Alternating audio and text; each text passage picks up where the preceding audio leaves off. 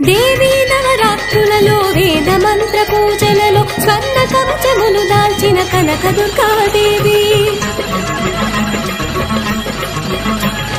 భవబంధాలను బాపే Bala Tripura Sundari నిత్యానందము కూర్చే Annapurnadevi